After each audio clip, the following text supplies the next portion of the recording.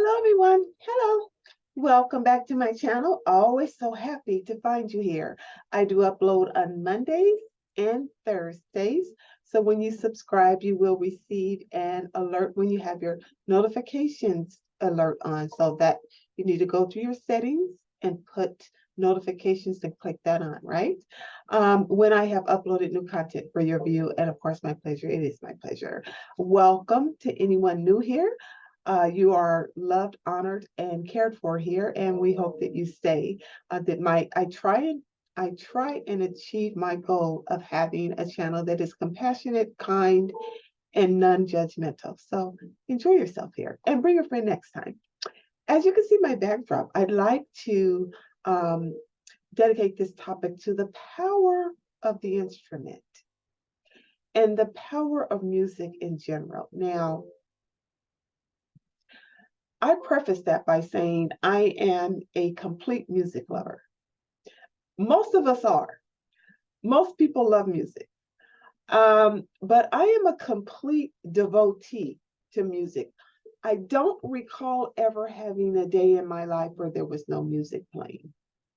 No, seriously. I don't recall ever a day in my life where there was no music playing. Now, let me give you a little bit of backdrop. I'm sure if you've been around listening long enough to most of my about 120 videos now. I'm celebrating 2 years, going on 2 years here on YouTube. So that's about right for me to post twice a week. Sounds about right to be close to about 120. Having said that, I do reference a lot my grandfather and my father and their input to my life. I was a tomboy. People say you're girly now. I've never seen myself as girl. I might be feminine, but I'm not girly.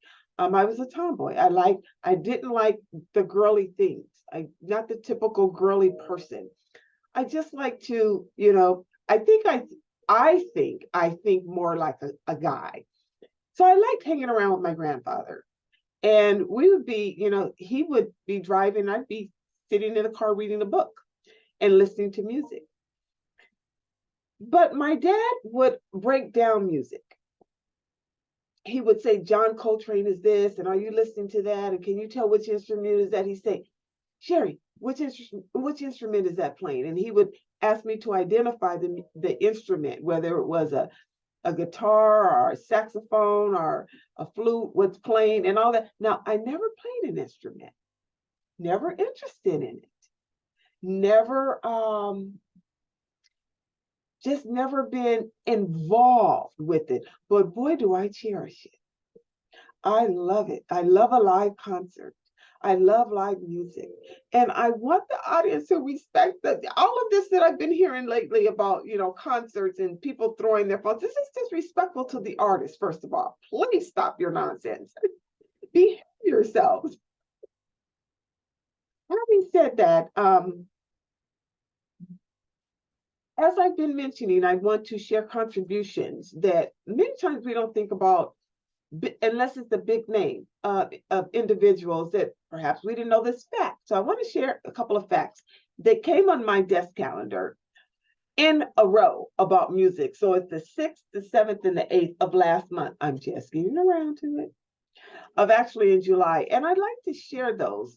One was from, I think, Jimmy Jam and Sheri Lewis when they made a song called Optimist by Sounds of Blackness.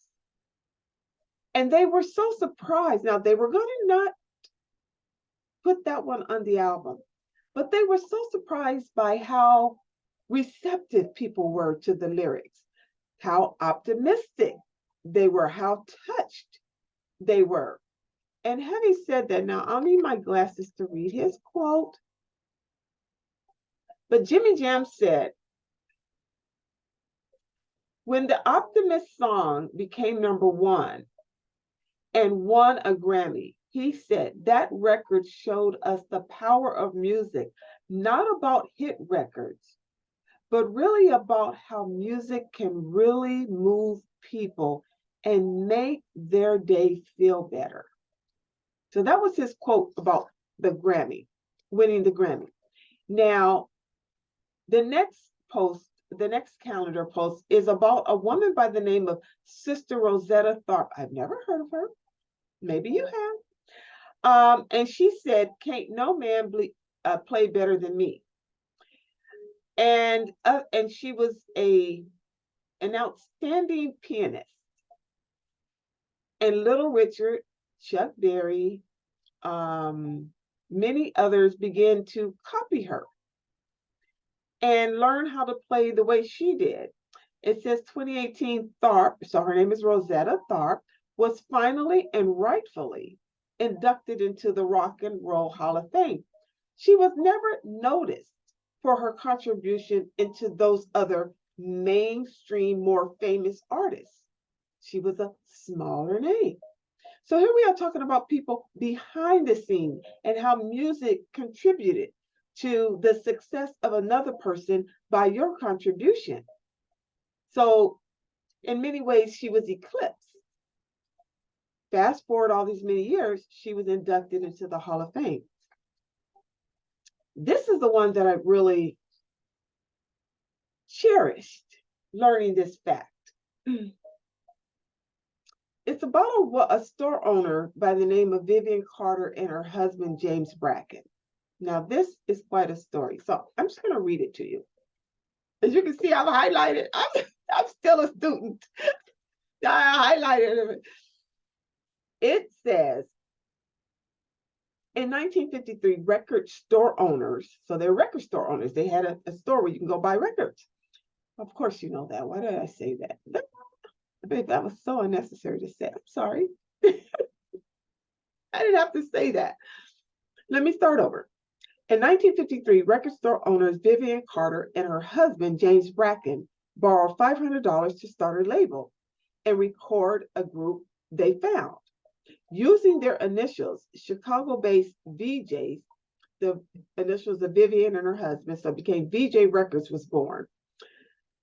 The first song was called Baby It's You. It was a top 10 hit, which followed with hits by the El Dorados, Jimmy Reed, the Dells, Jerry Butler, and the Impressions, and Betty Everett. VJ's undoing came from too much success.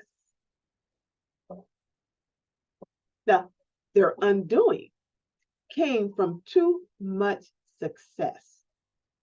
After issuing Sheri, they used to sing that to me growing up. Sheri, the Four Seasons, Sheri, baby, Sheri, baby, that song. So after issuing Sheri for the Four Seasons and then the Beatles' first American releases, VJs could not keep up with the demand and folded. So in 1962 came out Sheri, the Four Seasons, and then 1964 came out the Beatles' first American release. And within those 2 years, the demand was so great they had to fold. Now, you want to be successful and you want to be able to keep up with your success. But I can see back then how that would be difficult for a small little record company who was not a major name, but they had the two biggest hits and they couldn't get it out quick enough and they had to fold and sell. So there you are, the mysteries of music and the mysteries of the success behind the scenes. When you and I, all we want to do is hear the end product. All we want to hear is the end product. The label itself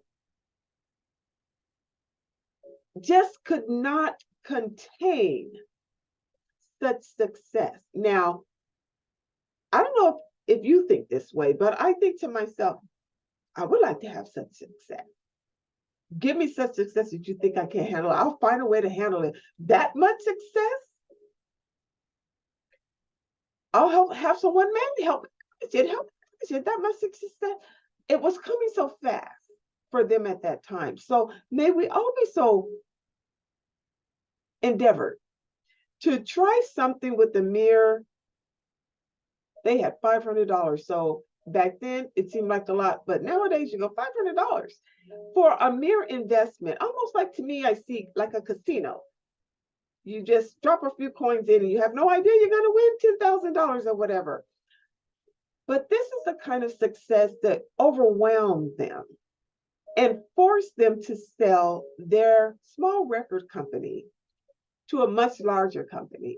And that's how that went. So sweet success, yeah, can turn out to be sour success, but no, I'm sure they made a pretty penny on it. I'm sure they got more than what it was worth, or at least a reasonable for what it was worth. But sometimes success can be greater and grander than the imagination. Now, I think of a quote from, oh, the name escapes me now.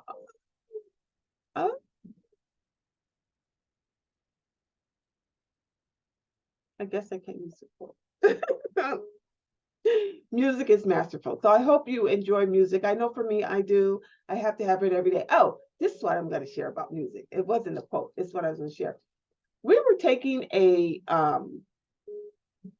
training, and you know, you have those trainings where they say, if you were on a desert island, what 3 things would you need to have with you? And everyone was surprised when I said music. Now, the way they set this training up was, you'd have everything to survive. You'd have your food, you'd have your any medical, you'll be taken, but you're on a desert island and you only get 3 things to choose. You'll have your needs met, but you're alone on a desert island. What 3 things would you want? And I said, my dog. I said, music, and my books. Because I feel with that, I can be connected with something and not feel alone, like Tom Hanks in the movie Castaway. But I must have music. I must have my dog. I must have my dog, but I must have music. Again, I don't think I've ever had a day in my life where there was no sound, the sound of music, instruments particularly. It doesn't have to be singing, but there has to be the instrument. And your instrument, my instrument, the way we use our mind, the way we use our soul, the way we use our heart, the way we use our words, the way we use our gestures, our taps into other people, is our contribution from our instrument. The way we present ourselves is an instrument. Enjoy yours and keep it sharp and be so successful with it. I don't want you to fold, but be very successful with it. And I hope you enjoyed this contribution to the love of sound, the sound of music. And if you've gotten this far, please subscribe if you haven't already, and bring a friend with you next time. And I'll see you next week. Bye. Thank you. Bye.